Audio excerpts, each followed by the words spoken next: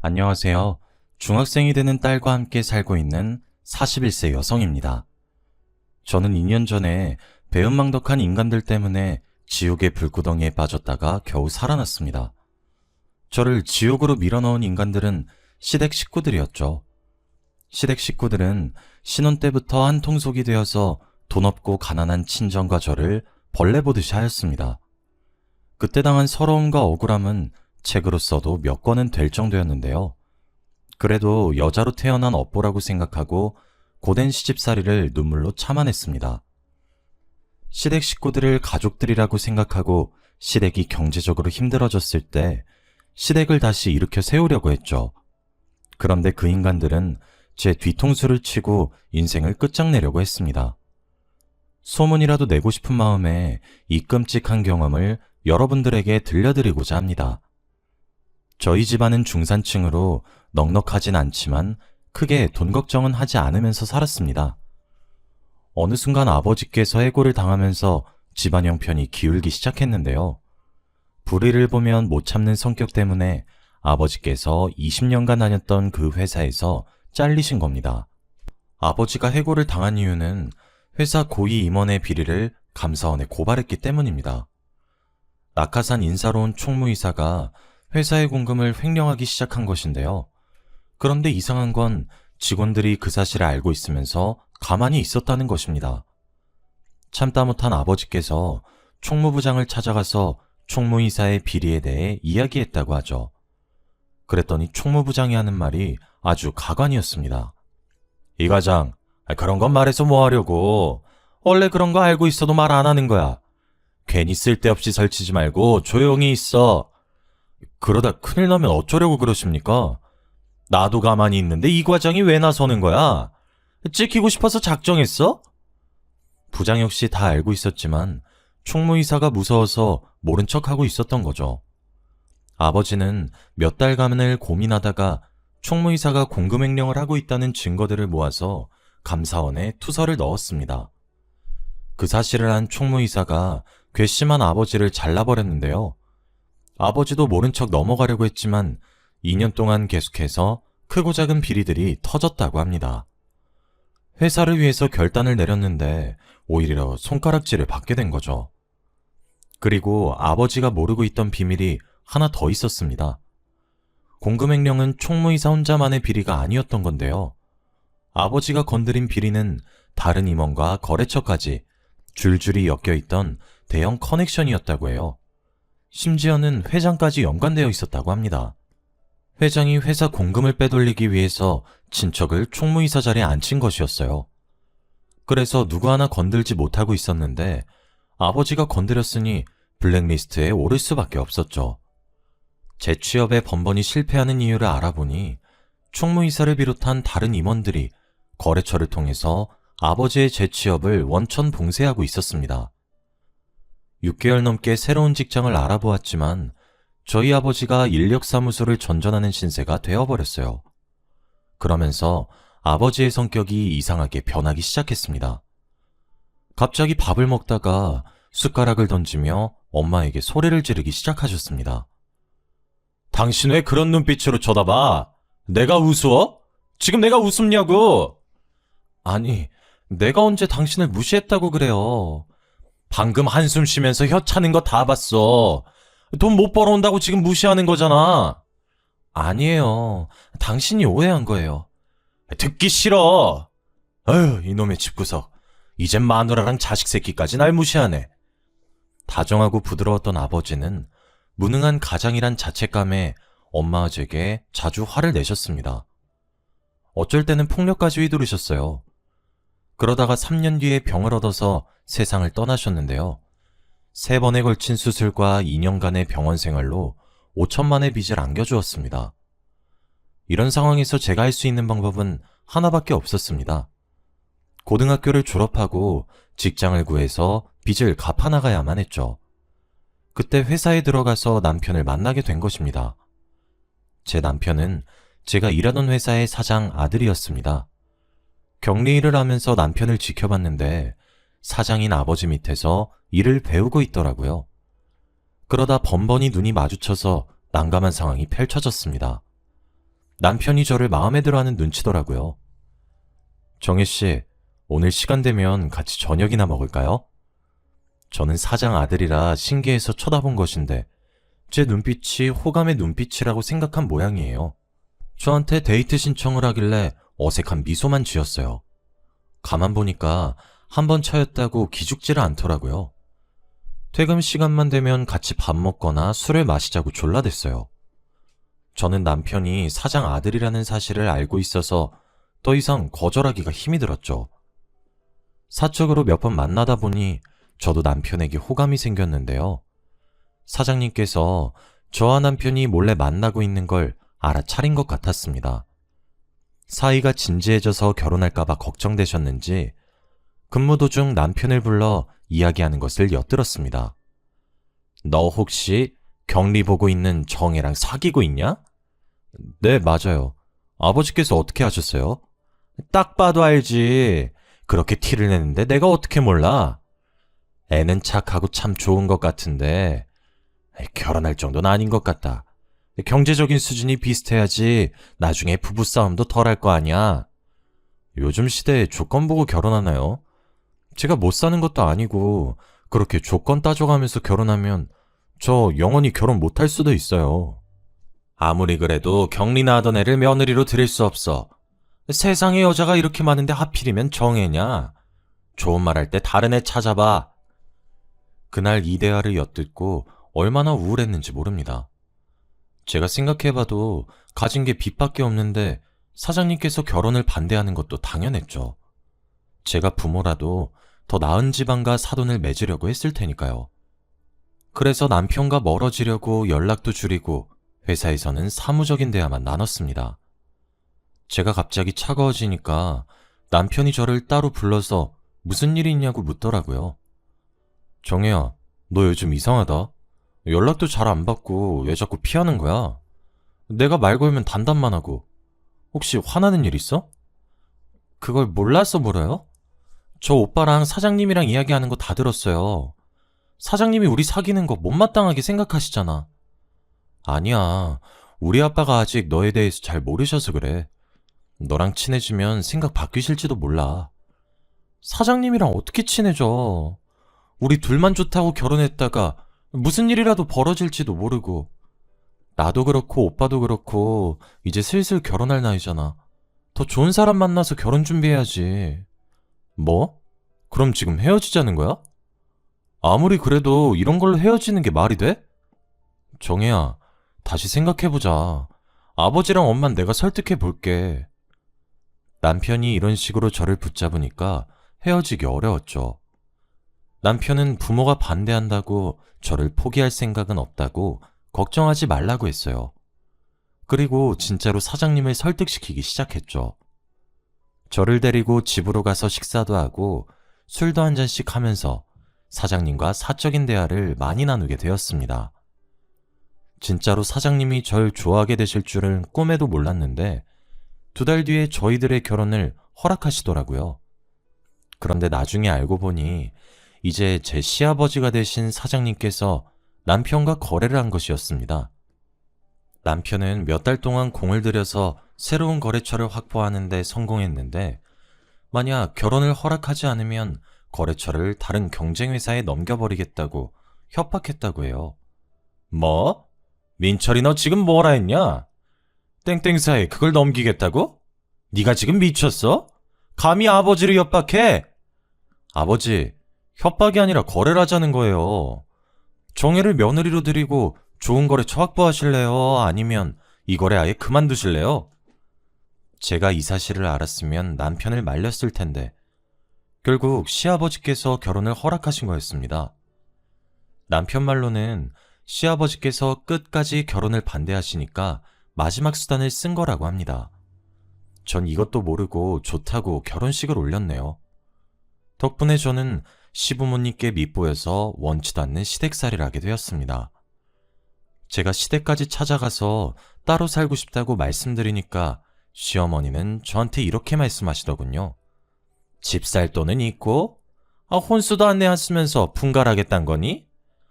아니요, 어머님. 같이 사시면 어머님이 불편해하실까봐. 불편하긴 뭐가 불편해? 안 그래도 몸 안 좋아서 집안일 도울 사람 필요했는데 잘 됐다. 얼른 이삿짐 옮겨. 제가 남편한테 말해서 따로 살고 싶다고 해도 시어머니께서 시댁에 남아도는 방도 많은데 굳이 분가해야겠냐고 따지셨습니다. 보나마나 저를 옆에 두고 살림을 시키면서 부려먹을 속셈이시겠죠.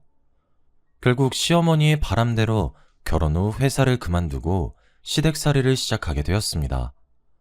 예상대로 시어머니께서 저를 갈구시더라고요. 시어머니와 한 집에서 사느라 저는 방에서 편히 누워있지도 못했습니다. 그리고 시어머니만 절 괴롭히는 게 아니었거든요. 손아래 시누이는 저를 아예 가사도우미 취급했습니다.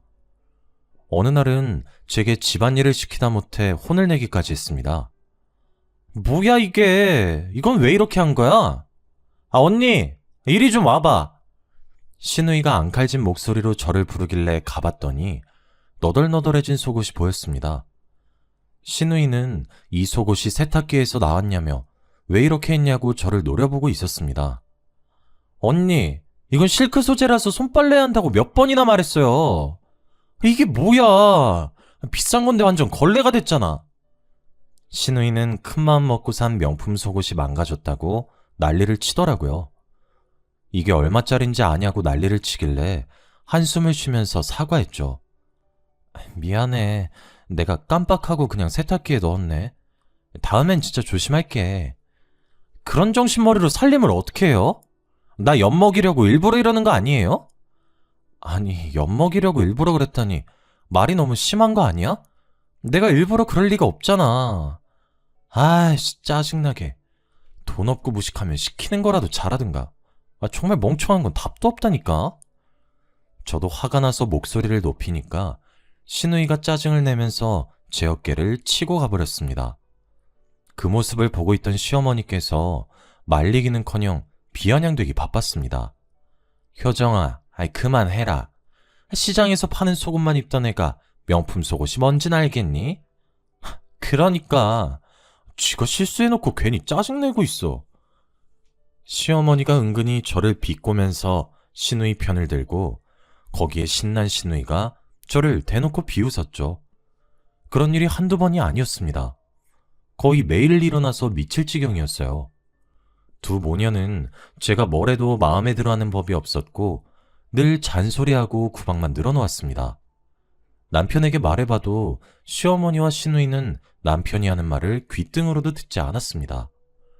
모두 제 집안이 가난한 탓이라 생각하고 참을 수밖에 없었는데요. 그래도 저를 이해해주는 남편만 믿고 살았는데 1년 뒤 남편이 베트남으로 가게 되었습니다. 시아버지께서 베트남에 수출을 하려고 몇 년 동안 공을 들인 사업체와 드디어 연결이 됐습니다. 거래처를 관리하려면 남편이 베트남에 가야만 했죠. 남편이 이 이야기를 해주면서 저한테 3년만 참고 있으란 말을 해주었습니다. 여보, 당신 고생하고 있는 거 다 알아.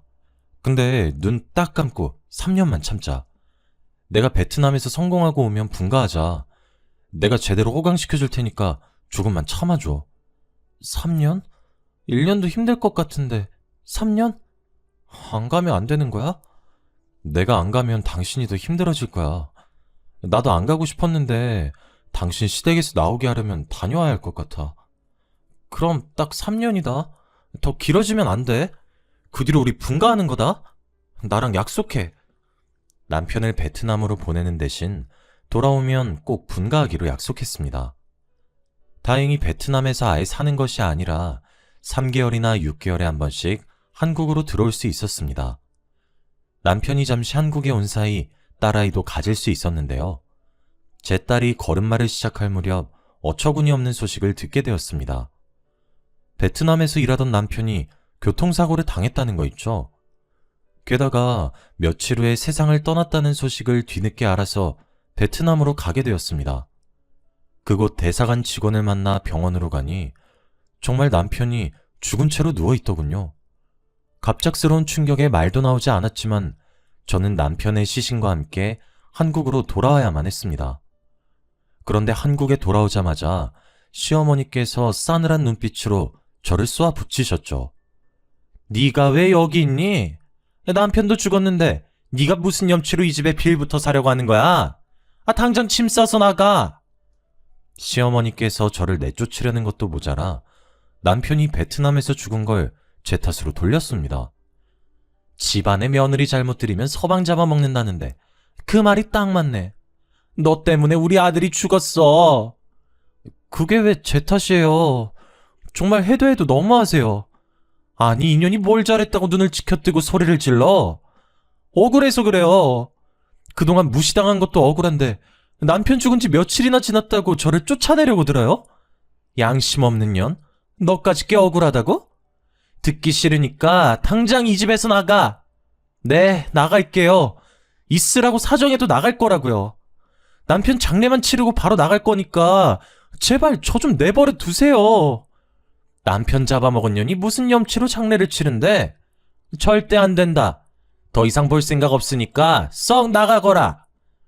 시어머니께서 끝까지 고함을 지르길래 눈물을 머금고 나왔습니다.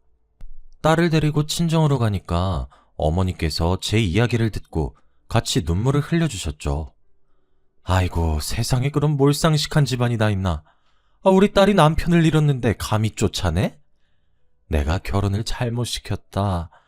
남편 될 놈만 보는 게 아니라 시댁도 같이 보는 거였는데. 엄마, 나 너무 억울하고프네. 그동안 당한 수모 생각하면 밤에 잠도 안 와. 제가 울면서 그동안 엄마한테 이야기하지 못한 시댁살이를 다 털어놓았습니다. 엄마는 왜 이제 와서 이야기하냐고 저를 혼내셨습니다. 이혼했어야 했는데 왜 참았냐고 그러면서 우시는데 아무 말도 못하겠더군요. 그날 이후로 엄마와 같이 살면서 다시는 결혼하지 않으리라 다짐했습니다. 그러다 시댁 소식을 듣게 되었는데요. 시아버지께서 남편이 읽어놓은 베트남 지사를 관리하다가 몇 달 뒤에 어처구니 없는 일을 겪으셨다고 합니다. 남편 덕분에 베트남의 거래처를 뚫어서 재미를 톡톡히 본 시아버지께서 거래처 사장 말만 듣고 중국 진출을 시도했다고 하죠. 자네도 세계에서 중국 시장이 제일 큰 거 알고 있지? 이제 슬슬 중국 쪽 노려봐야지. 언제까지 푼돈만 가지고 있을 거야? 아니, 무슨 방법으로? 자네가 중국 시장에 대해 잘 알고 있나? 나만 믿어. 내가 중국에서 일해봐서 알아. 거래처 사장은 중국 시장을 노려보자면서 5억이 넘는 착수금을 요구했고 시아버지께서 제대로 알아보지도 않고 5억이 넘는 돈을 착수금으로 줬다고 하는데요. 거금을 들였으니 얼른 시작하자고 재촉했지만 거래처 사장이 오히려 느긋하게 생각하라고 으름장을 놨다고 해요. 원래 중국이란 나라가 뒷돈이 많이 들어가는 곳이야. 허가 받으려고 해도 여기저기 뒷돈 찔러줘야 하니까 가만히 있어. 너무 나서지 말고 기다리라고. 사업 허가만 나면 중국 시장에 수출할 수 있을 거라고 하더군요. 이미 거래할 고정 거래처까지 만들어뒀다고 호언장담하면서 중국어로 된 여러 가지 서류들을 보여주었습니다. 그리고 10억을 추가로 더 요구했습니다. 시아버지께서 그 서류들을 보고 고민하다가 베트남 지사를 처분해서 돈을 마련했다고 합니다. 사기라고 생각하지 못하고 중국에 올인한 셈이었죠. 당연히 시어머니께서 이 사실을 아시고 말리셨다고 하는데요. 여보, 너무 무리하는 거 아니에요? 만약 실패하면 뒷감당 어떻게 하려고 그래요? 걱정하지 마. 조 사장이 누굴 속이고 뒤통수 칠 사람은 아니니까. 이제 통관허가만 나오면 끝난대. 조금만 기다리고 있어. 그 사람이 뭔데 그렇게 믿으시는 거예요? 아무리 생각해도 사기꾼 같은데. 사기꾼은 무슨 사기꾼이야? 아무것도 모르면 가만히 있어. 이런 식으로 걱정을 하는 시어머니에게 도리어 큰 소리를 내셨죠. 하지만 거래처 사장은 이런저런 핑계를 대면서 돈을 여러 번 받아갔다고 해요. 그런데 몇 달 뒤 중국으로 간 거래처 사장이 시아버지에게 뜻밖의 소식을 들려주었습니다. 중국 지사를 내러 비행기를 탄 것이 아니라 아버지 돈을 가지고 튀어버렸다는 사실을 알려준 거죠. 자기가 속았다는 사실을 알게 된 시아버지께서 순식간에 도박에 빠지셨습니다. 몇 시간 만에 일확천금을 얻을 수 있다는 도박꾼 말에 넘어가 마카오에 있는 카지노까지 가게 되었거든요. 처음에는 소액으로 시작했지만 잃은 돈을 만회하기 위해서 점점 더 큰 액수를 베팅했다가 큰 사단이 나고 말았습니다. 회사의 공금까지 곶감 빼먹듯이 쓰다가 회사가 거덜나기 일보 직전인 상황에 몰렸다고 합니다. 덕분에 시아버지께서 15억이 넘는 빚을 지게 되었습니다. 결국 마카오에서 한국으로 돌아온 시아버지께서 이 사실을 고백하니까 시어머니께서 쓰러지실 뻔했죠. 아이고, 이젠 망했네. 어쩌면 좋아. 빚이 15억이라는데 어쩌면 좋아. 시어머니께서 하루아침에 알거지 신세가 되었다며 바닥에 주저앉아 통곡을 하셨습니다. 시간이 지나자 집까지 압류되어서 길바닥에 나앉는 처참한 신세가 되어버렸다고 하는데요. 저희 엄마가 그 소식을 듣고 시댁이 벌 받는 거라고 하셨습니다. 아이고, 꼴 좋다. 돈 좀 있다고 내 딸 구박하고 쫓아내니까 그런 천벌을 받는 거야. 그런 놈들은 혼쭐 좀 나봐야 돼. 맞아. 시댁이 벌 받으니까 우리가 잘 되네. 진짜 사람 죽으란 법 없나 봐. 제가 괜히 이런 말 하는 것이 아니었습니다. 15년 전에 외할아버지가 돌아가시면서 외동딸이었던 저희 엄마에게 논과 밭이 있는 땅을 유산으로 물려주셨습니다. 엄마는 아직 팔 때가 아니라는 동네 사람들 말에 그 땅을 팔지도 못하고 벌금을 물어야 하는 애물단지였습니다. 엄마 말로는 그 땅이 농지여서 경작하지 않으면 벌금을 내야 한다고 하더라고요. 결국 농사지을 형편이 안 돼서 벌금을 피하려고 마을 사람들에게 소작을 주었다고 하죠. 그런데 15년 뒤에 그 일대에 대규모 신도시가 들어서면서 엄마가 돈방석에 오르게 된 것입니다. 저도 모르고 있었던 사실을 어떻게 알았는지 시아버지께서 엄마에게 연락해 아양을 떨었다고 합니다. 저는 이 사실을 엄마를 통해 모두 다 전해 들었고요. 엄마도 글쎄 시아버지께서 도와달라고 아양을 떨면서 들은 말이라고 하더라고요. 안싸돈 소문 들었어요. 가지고 있던 땅이 대박났다면서요. 정말 축하드려요. 쥐구멍에도 벼뜰 날이 있다더니 이젠 갑부가 되셨네요. 뭘요. 남편 잃고 혼자 사는 과부를 하늘이 딱하게 여기신 거죠. 딱하게 여기긴요. 딱한 사람은 따로 있는데. 네? 무슨 일 있으셨어요? 제가 하던 사업이 갑자기 힘들어졌어요. 그래서 조금만 도와주신다면 죽어도 잊지 않겠습니다. 그러면서 자기가 어떻게 사기를 당했고 사업을 망하게 되었는지 이야기해 주었다고 해요. 자기가 사기당하고 자기가 도박에 빠졌으면서 도와달라고 요청하는 시아버지가 무척이나 염치 없어 보였죠. 저희 엄마도 어이없어 하면서 딱 잘라 말했어요. 뭐? 저보고 도와달라고요? 저기요, 이것 보세요. 제 딸 남편 잡아먹은 년이라고 쫓아낼 땐 언제고 이젠 도와달라고요? 어림없는 소리 하지 마세요. 안싸돈, 그때 일은 제가 사과드릴게요. 그리고 그냥 도와달라는 거 아닙니다. 회사를 전부 새애기한테 줄 생각입니다. 지금 우리 딸한테 회사 넘겨준다고 하셨어요? 시아버지께서 힘들어도 너무 힘들었나 봅니다. 갑자기 저한테 회사를 준다고 하길래 잘못 들었나 귀를 의심했습니다. 만약 엄마가 가진 돈으로 회사가 부도이기를 면하고 다시 살아난다면 그 회사를 제게 넘기겠다는 겁니다. 제 말 못 믿으시겠다면 변호사 앞에서 각서 써드릴게요. 제발 부탁드립니다. 저 이러다 망합니다. 하지만 아버님, 저는 회사 운영해 본 적도 없고 아무것도 모르는데 무작정 주시겠다고 하면 안 되죠. 그런 건 걱정하지 마라. 내가 옆에서 도와줄 테니 천천히 배우기만 하면 돼. 지금 후계자 자리를 저한테 주시려고요? 신우인 어쩌고요? 내 딸은 후계자감 아니라는 거 진작부터 알고 있었다. 그러니 너한테 이러는 거 아니냐? 그러면서 시아버지께서 투자 명목으로 도움을 주면 매달마다 투자금 외에 지분을 주겠다고 약속했어요. 다시는 시댁 식구들을 보지 않겠다고 다짐했는데 엎드려서 비는 시아버지 모습을 보자 측은한 마음이 생기더라고요. 오죽했으면 거의 남이나 다름없는 며느리한테 와서 이러는 걸까요? 게다가 시아버지가 말하는 조건도 나쁘지 않으니 10억이 넘는 토지 보상금을 투자금으로 주기로 했어요. 원래는 그 돈으로 노후 대책을 하려고 했는데 의논 끝에 시아버지의 제안을 받아들이기로 한 거죠. 당연히 저도 갑작스러운 제안을 받아들인 게 걱정되긴 했습니다. 엄마한테 이래도 되는 거냐고 물어보니까 무작정 오케이 한 것이 아니라서 생각이 있어서 승낙한 거라고 하셨습니다.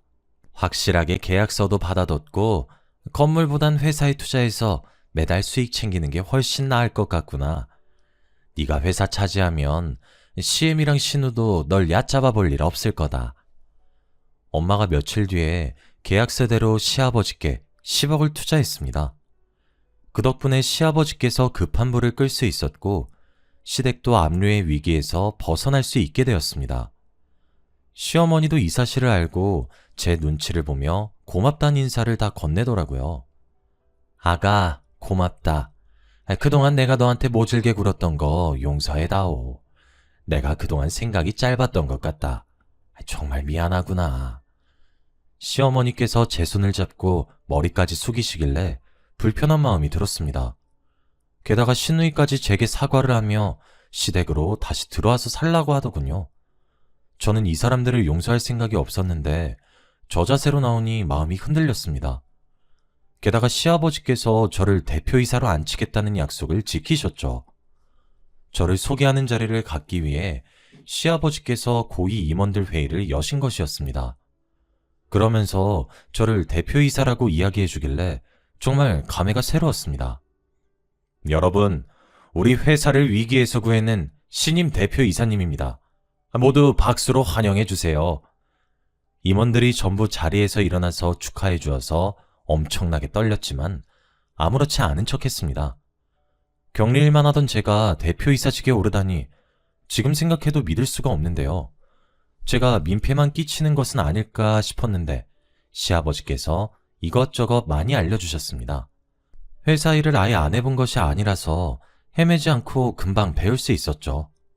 시아버지께서도 몇 년 동안 저를 가르쳐 주시면서 해준 말이 아직도 잊혀지지가 않아요. 아가, 내가 옆에 있으니까 아무 걱정할 것 없다. 아직은 실무 경험이 없으니까 차근차근 하나씩 배워가면 된다. 처음에는 하루 종일 자리만 지키고 앉아있다가 시아버지나 임원들이 가지고 오는 결제 서류에 형식적으로 사인만 해주었습니다. 하지만 2년, 3년, 4년이 지나가니 저도 알아가는 게 많아지고 있습니다. 시아버지의 도움을 안 받는다고는 할 수 없지만 대표이사직을 무사히 해내고 있습니다. 엄마도 투자에 대한 지분으로 매달 수익이 통장에 입금되고 있다고 하니까요. 걱정할 거리가 점차 사라져가고 있다고 말씀하시더라고요. 아이고, 내 팔자의 걱정은 무슨 사치다, 사치. 요즘 세상에 가만히 앉아있어도 매달 돈이 저절로 들어오다니 이런 게 바로 신선노름 아니겠니? 이러다 돈 가지고 도망가는 게 아닐까. 시아버지를 믿지 못하던 엄마도 이젠 마음 놓고 시아버지가 하는 말은 전부 믿게 되었습니다. 저도 아버님을 믿게 되면서 사이도 돈독해져 갔죠. 아버님께서 퇴근하더라도 회사 생활을 하면서 애로사항은 없는지 늘 확인하고 가셨습니다. 오늘은 어땠냐? 사장 자리에 앉아보니 힘들지 않아? 아니에요. 아버님이 도와주시니까 편하게 배우고 있어요. 아버님이 언제까지 도와주실 수 없으니 저도 하루빨리 제 몫을 해나가야죠. 부담 갖지 말게. 안 사돈 아니었으면 난 벌써 알거지에 노숙자 신세가 되었을 거야. 이렇게 이야기하다 보니 시아버지의 말과 태도가 확실히 달라진 게 보였죠. 저도 점차 아버님을 신뢰할 무렵 시아버지께서 새로운 사업을 추진하겠다고 제게 사인을 하라고 요구했어요. 새로운 사업이라면 어떤 건가요? 제가 묻자 시아버지께서 다른 임원들을 쳐다보면서 미소만 짓고 계셨습니다. 그때 기획이사가 대신 나서서 이야기해 주었는데요. 사업 다각화를 위해서 회사의 판매망을 확장하는 사업인데 길게 설명드리자면 어려울 테니까 지사를 몇 개 더 만드는 거라고 생각하시면 됩니다. 네, 알겠습니다.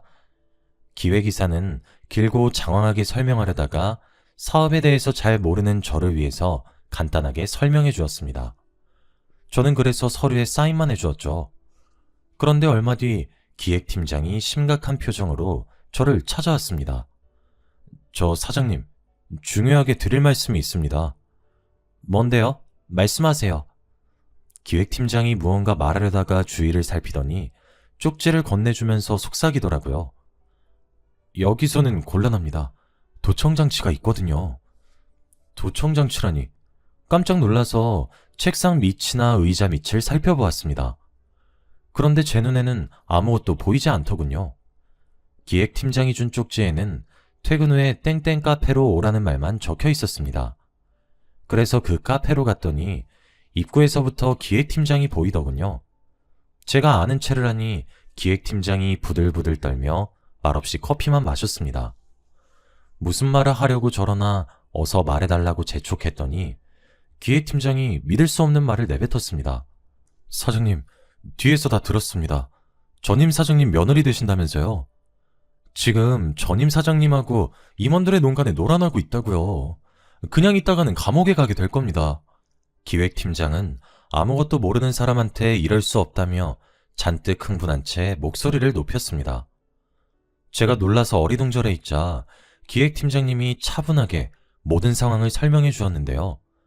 시아버지께서 저를 바지 사장으로 앉혀놓고 이용하고 있다는 충격적인 말을 꺼내더군요.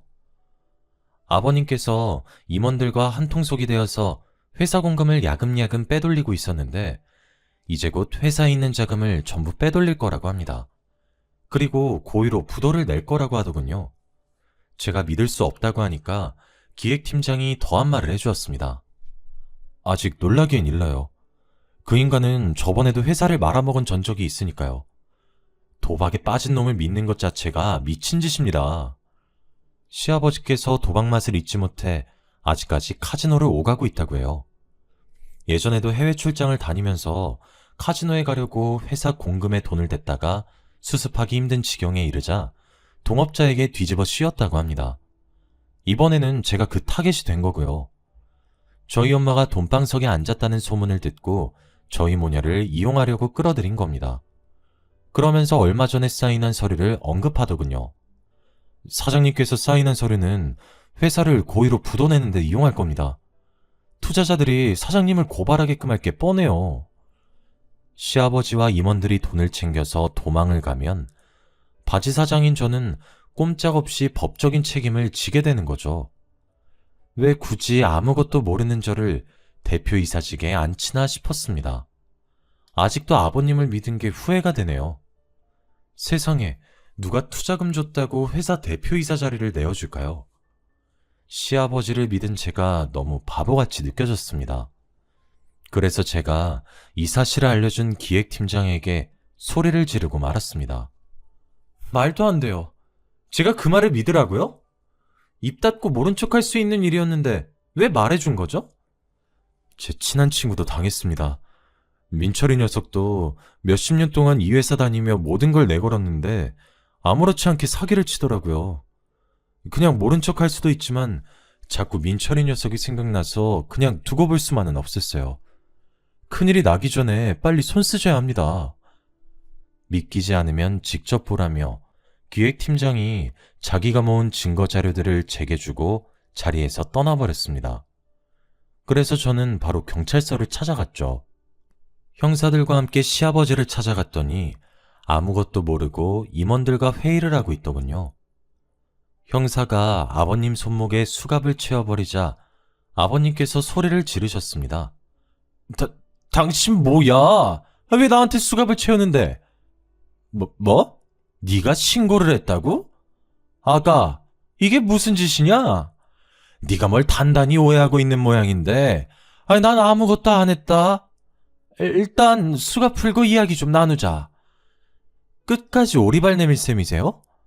당신이 회사 돈 챙기고 도망가려고 했잖아. 형사님, 전 이분이랑 이야기할 생각 없으니까 빨리 경찰서로 데려가 주세요. 형사가 아버님을 데려가자 어이없는 일들이 드러나기 시작했습니다. 시어머니도 시아버지의 계획을 알고 있었지만 일부러 숨기고 있었던 거였어요. 그 사실을 알고 엄마가 시댁을 찾아가 난리를 피우셨습니다. 다짜고짜 물건을 집어던지다 못해 시어머니의 뺨을 갈겨버렸죠. 네가 미쳐도 제대로 미쳤구나. 돈에 미쳐서 며느리를 감옥에 보내려고 해? 니년도 감옥에 들어가야 해. 두고 봐. 내가 꼭 감옥에 넣어줄 테니까. 시어머니랑 시누이는 엄마가 진짜로 고소를 할 줄은 몰랐나 봐요. 코웃음을 치며 저희를 내쫓더니 엄마가 변호사를 선임해서 회사에 넣었던 투자금을 모두 돌려받는 소송을 하자 태도가 바뀌었죠. 엄마가 시댁의 재산을 압류하는 과정에서 집까지 압류하게 만들었거든요. 시어머니와 시누이가 그제야 집으로 찾아와 울면서 빌었습니다. 새아가, 내가 잘못했다. 너희 엄마가 그러던데 네가 용서해주면 소송 철회한다고 하더라. 우리 진짜 집 압류당하면 길바닥에 나 앉아야 돼. 우리 애정을 생각해서라도 집만은 돌려다오. 제발 부탁한다. 언니, 나하고 결혼한단 말이야. 그런데 집이 압류된다니. 언니, 나 좀 살려줘. 시키는 건 뭐든지 다 할게. 잘못은 아버지가 했지 내가 한 게 아니잖아. 뭐? 네가 정말 잘못한 게 없는 것 같아? 비싼 소금 망가졌다고 나한테 하던 짓은 기억 안 나는 모양이구나. 난 너한테 할 말 없어. 뭐든지 다 한다고 했으니까 여기서 당장 나가든지 해. 얘야, 내가 잘못했다. 이렇게 빌게. 언니, 내가 못된 년이라 그랬어. 반성할게. 반성할 테니까 제발. 저는 시어머니와 시누이가 뭐라 하든 간에 예전에 저를 쫓아냈듯이 집에서 내보냈습니다. 사람에게는 넘지 말아야 할 선이 있습니다. 그 선을 넘는 순간 언젠가는 혹독한 대가를 치러야겠죠. 아직까지 법정소송 다툼이 이어지고 있지만 저는 절대 포기할 생각이 없습니다. 끝까지 가서 저를 속이고 농락한 시댁에게 복수해 주려고 합니다. 이 사연을 보내는 것도 복수하는 방법 중 하나라고 생각하는데요.